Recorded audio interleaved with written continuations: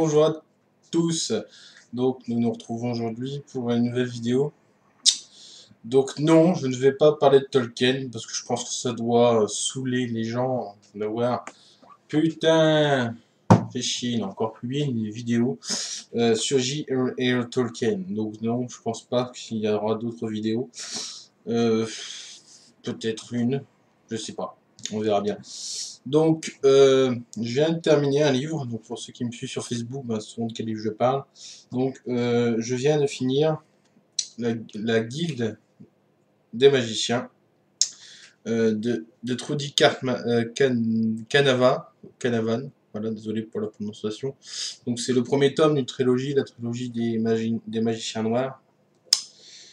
Donc, achat de ce livre vraiment au pur hasard. J'achète énormément à la couverture. Malheureusement, j'ai trouvé l'autre édition, les rééditions de chez Dragon. Dragon. Je me rappelle plus le nom de la maison d'édition, mais vraiment leurs couvertures sont tout juste à tomber par terre.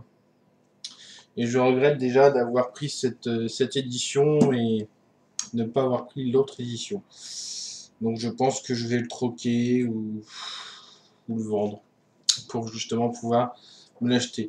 Malgré que le prix est de 17,20 €, donc ça reste convenable. Donc l'histoire, pour ceux qui connaissent pas, c'est donc Sona, Sona, qui vit dans des taudis, dans un taudis, et va un jour lancer un caillou, et ce caillou va toucher un magicien. Donc ce magicien, ou plutôt ces magiciens, avaient mis une barrière magique qui ne permettait pas à des cailloux normaux, envoyés par des gens normaux, d'être traversés. Malheureusement, le caillou a traversé et est venu toucher ce magicien. Dès lors, une chasse à l'homme se poursuit et Sona et son ami Seri essayent d'échapper à la guilde des magiciens.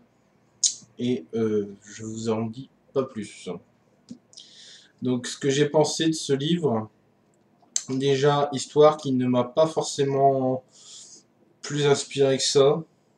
On va dire que on retrouve des personnages qu'on retrouverait dans d'autres fictions. Une héroïne qui doit absolument échapper à des ennemis. Bien entendu, j'ai dit malheureusement. Bien entendu, à la fin, ça ne se passe pas comme on le pense. On lit le début, on se dit les méchants, c'est eux, et au final, on voit que la liste des ennemis s'écarte, ou plutôt se peaufine. Donc voilà. Donc, le personnage de Sona m'a vraiment touché. Personne anodin qui vient de milieu modeste et qui va réussir un coup de théâtre, c'est-à-dire rentrer dans la guilde des magiciens, qui était réservée à de grandes maisons. Donc, elle a cette opportunité-là. Maintenant, ce livre est divisé en deux parties. La première partie, c'est à peu près la chasse à l'homme qu'il y a entre Sona et la guilde des magiciens. Sona n'est pas seule, elle va être accompagnée de Seri et de plusieurs de ses amis. Mais à la fin, dans cette première partie, désolé si je cafouille, à la fin de cette partie, elle se fait capturer. Donc on se dit c'est bien, c'est pas bien. Mais moi je vais dire sincèrement, c'est pas plus mal parce que bon, on sait que elle ne contrôle pas ses pouvoirs et on se rend compte en lisant la première partie que ses pouvoirs deviennent de plus en plus dangereux pour elle-même et surtout pour ses amis. Donc je pense que quand je suis arrivé à ce passage, je me suis dit c'est pas plus mal. Et bon, maintenant je m'y attendais, vraiment gros comme une maison, du fait qu'elle se fasse capturer et qu'elle aille à la guilde des magiciens. Je m'y attendais gros comme une maison. C'est arrivé. Mais ce que je n'ai pas vu arriver, c'est le fait que les mages ont été dès le départ classifiés comme méchants, et au final, quand on arrive à la seconde partie, on se dit tac tac tac tac, il y a quasiment la moitié des mages qui sont quasiment innocentés.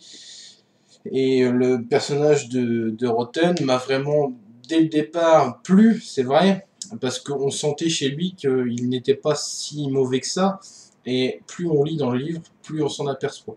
Et comme je l'ai marqué sur ma chronique, je me suis posé la question, est-ce que Roten est vraiment celui qu'il prétend être?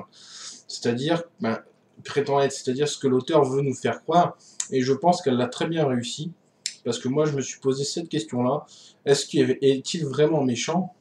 Est-ce que tout le monde a été mis dans le même paquet et jugé d'ennemis? Donc, est-ce que c'est une volonté volontaire de l'auteur d'avoir glissé cette question qui peut être posée? Je pense que oui, mais après, est-ce que c'est l'utilité de la fantastique, de la fantaisie? Non. Mais bon, donc vraiment, le fait dès le départ nous mettre en doute, dire les magiciens sont vraiment les ennemis, c'est vrai que ça peut être intéressant et c'est plus intriguant quand on voit que certains magiciens qu'on aurait cru sages ne l'est pas. Donc suite au tome 2, donc voilà.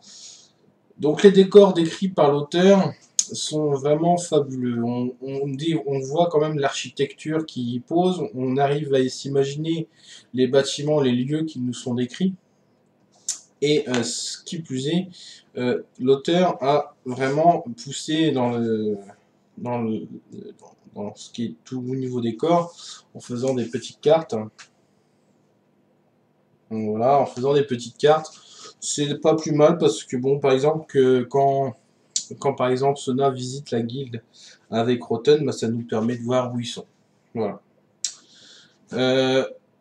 L'auteur a essayé, pour moi, de créer son calendrier, car on y retrouve un jour qui nous est connu, le vendredi, et qui s'appellera Vendredi.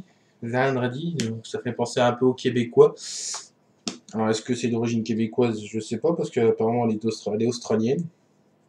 Donc voilà, je ne peux pas vous dire plus. Mais franchement, j'ai pas vu d'auteur. Si, j'en ai vu, mais ça m'a vraiment marqué parce que bon, quand on parle de jours en général, on essaye de prendre ce qui existe ou d'autres religions, ou carrément d'en inventer d'autres qui ne ressemblent à rien.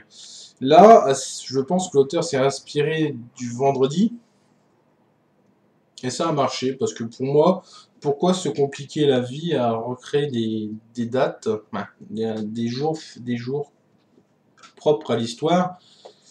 Donc oui, bon, j'adhère, oui, mais bon, c'est vrai que ça demande un peu d'imagination, mais bon, j'adhère quand même.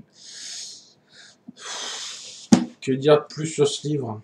Donc c'est quand même un... Bon, c'est pas un gros pavé quand même, hein. Il fait 437 pages, un peu plus. Donc c'est pas un gros pavé tant que ça. Donc voilà. Donc histoire vraiment prenante. Description assez bien décrite. Un personnage de Sona qui vraiment m'a vraiment touché. Mon personnage préféré dans ce roman reste Sona et Roten, qui, je pensais dès le départ, je me doutais qu'il n'était pas comme les autres. Je savais qu'il allait avoir un incident, ou plutôt, allait avoir un rôle à jouer. Donc ce rôle n'est pas forcément, est pas forcément visible à première vue, mais c'est la personne qui nous montre, Roten nous montre vraiment la vraie image de la guilde.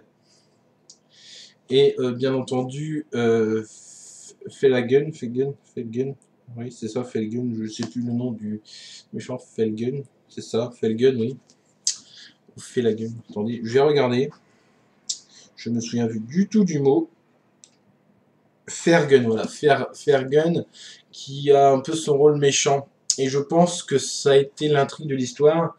Donc l'intrigue de l'histoire, déjà la première partie, c'est vraiment la découverte de Sona et qui apprend qu'elle a des pouvoirs et la chasse à l'homme entre guillemets. Et dans la deuxième partie, on y voit deux choses qui s'y déroulent. On voit que Roten essaye de montrer à Sona que la guilde n'est pas forcément méchante et que notre Fergen essaye entre guillemets de faire un peu le méchant. Donc voilà. Donc ma note, bon, un 4 sur 5. Pourquoi? Parce que bon, je peux pas non plus lui mettre 3. Parce que ce serait tout juste si j'ai juste lu comme ça. Non, c'est pas un coup de cœur non plus. C'est juste une histoire que j'ai aimée, sans plus. Donc j'achèterai les 3 tomes, enfin les autres tomes, pour lire la suite. Donc voilà. Donc bon ben, pour ma première chronique sur un livre, donc je l'ai fait vraiment en live, oui, entre guillemets, à chaud, parce que je viens de le terminer. Et donc, j'espère que ça vous plaira. Donc si vous avez des questions sur des points de vue d'histoire, si vous avez des questions autres même sur du roman, ou même de l'auteur, n'hésitez surtout pas. Je vous souhaite à tous une bonne fin de dimanche, et une bonne semaine livresque à tous. Bye bye.